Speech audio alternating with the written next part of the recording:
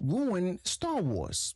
Well, Kathleen Kennedy, as you all know, has ruined Star Wars. From the disastrous sequel trilogy to the soulless Ahsoka series, Kathleen Kennedy and her leadership has turned Star Wars into just a big corporate nightmare. Now, fans are done with Kathleen Kennedy and her tone-deaf decisions that destroyed the magic of Star Wars. Now, it's not hard to keep track of how Kathleen Kennedy single-handedly sabotaged, this legendary franchise, okay?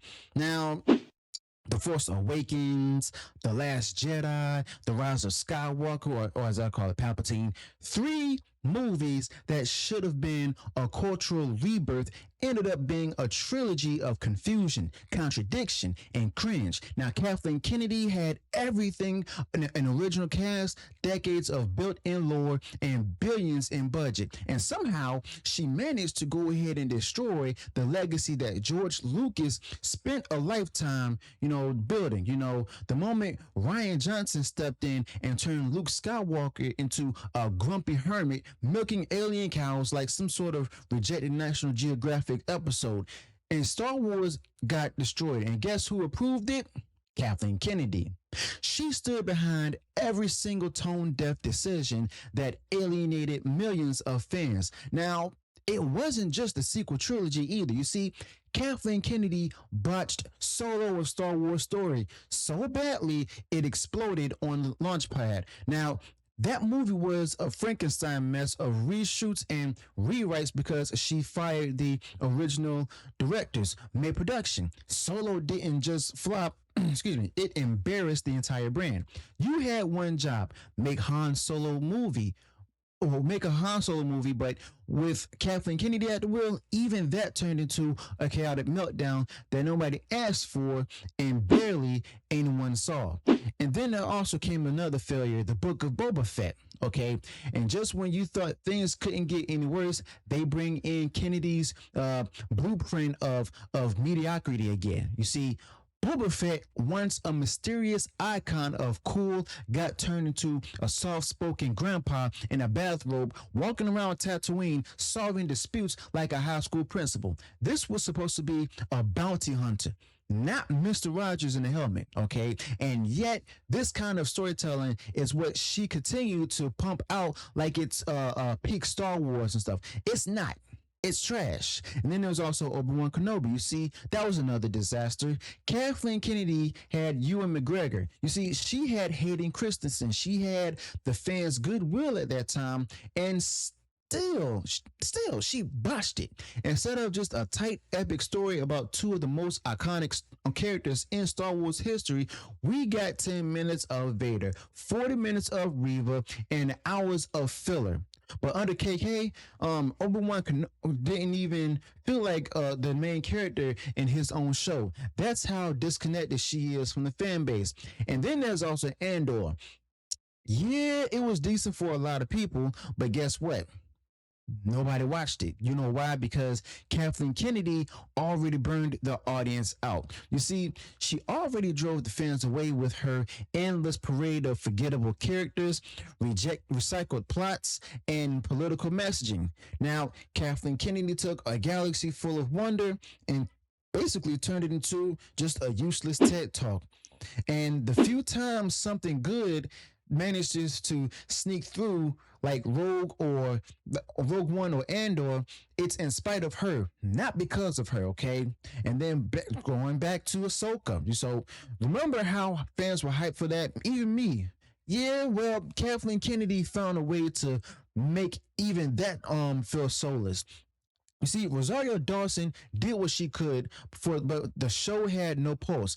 Flat out, Kennedy was like, it was like watching a corpse getting paraded around with a lightsaber. The magic was gone. And Star Wars Celebration 2025 was also a joke, where Kennedy marched out there acting like, everything was fine while the fan base was having a full-blown meltdown. You see, she paraded out 3 new films like people hadn't already lost faith. But one of them was supposed to have been, the Rise of Skywalker movie. Now, Rey was the most overpowered, underdeveloped character in modern cinema, but she wants to double down. She wanted to double down on her. Well, that's not bold. That's just stupid. And from word on the street is that, they canceled that whole project and stuff, and now moving on to what's called Star Wars with Ryan Gosling and stuff. But the one behind it all, once again, KK. It's like she refuses to learn. Every time fans say they want something, she gives them the exact opposite. You want Luke Skywalker done right? Here's Jake Skywalker. You want Han Solo's legacy respected? Here's a nihilistic nobody. You want Star Wars to feel like Star Wars again? Here's a lecture on space politics. Okay? Politics. But Lucasfilm basically is in a free fall at this point, and it all traces back to Kathleen Kennedy. Now, while Jon Favreau tried to go ahead and salvage things with The Mandalorian and everything, I mean, Kathleen Kennedy still managed to sneak in and mess it up by season 3. Okay, Din Djarin turned into a sidekick in his own show while Bo-Katan took over. Who made that call? Who kept pulling the rug from under the creative team? Kathleen Kennedy. Every time. And the fan backlash, ignored as usual. Now, we all remember when Star Wars meant something. Y'all remember that too, right? When you'd count the days until a new movie dropped, that era is dead, okay? All thanks to Kathleen Kennedy. Because, simply put, Kathleen Kennedy killed it. And now, instead of fixing it, she just keeps doubling down.